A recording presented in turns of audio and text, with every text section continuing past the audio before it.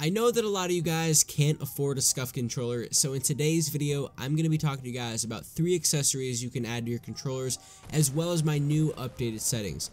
All of these accessories are under $30 and will definitely help you out in the long run. The gameplay in the background is a 15-kill solo game. Without further ado, let's get right into the video. The most popular accessory in our list today is going to be Control Freaks, specifically the Galaxy Control Freaks, which are $14.99 at GameStop for Xbox and PS4, and I got these back in October, and honestly, the Galaxy Freaks are so comfortable, and you will notice an increase in your aim and overall performance. The best part about these Control Freaks is that they're easy to get used to. I recommend only playing with the taller Control Freak out of the 2 that come in the package, because you don't need the other Control Freak to run with. I use a taller one on the right stick just to help with aiming and running. I use the regular stick on the PS4 controller. Our second item on the list today is going to be trigger stops. Now, I promise you guys this is not cheating, but you definitely will be accused of it after you guys go buy trigger stops for your controllers.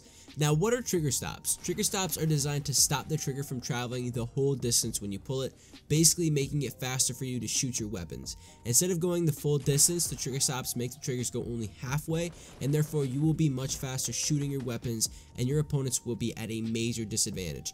I bought trigger stops from GameStop for $14.99, and they do take a little bit to get used to, but once you do get used to them, you'll dominate everybody in Fortnite. And in comp matches, you guys will actually be able to keep up with the PC players, because the PC players only have to click a little button where we have to actually pull a trigger, and we have to wait for that trigger to hit that certain point until it fires the weapon. So it definitely is slower compared to PC players, so you guys will definitely be able to keep up with them if you guys go out and buy some trigger stops. Now, this next item is optional because some people really don't need these, but they're the Control Freak grips, which are also $14.99.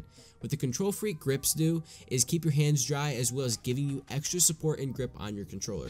Some people think the PlayStation controller is uncomfortable, and I definitely agree at times. It definitely is not made for long play sessions, and for that purpose, I do have these on my controller, and I do recommend you guys who have bigger hands to get these Control Freak grips, because they definitely will support your hands a little bit better. And I know the Xbox controller definitely feels more comfortable in my hands just because it's bigger, but of course, I do like playing on the PlayStation. So now that we have what to add onto your controller, let's take a look at my settings that I'm using for my controller.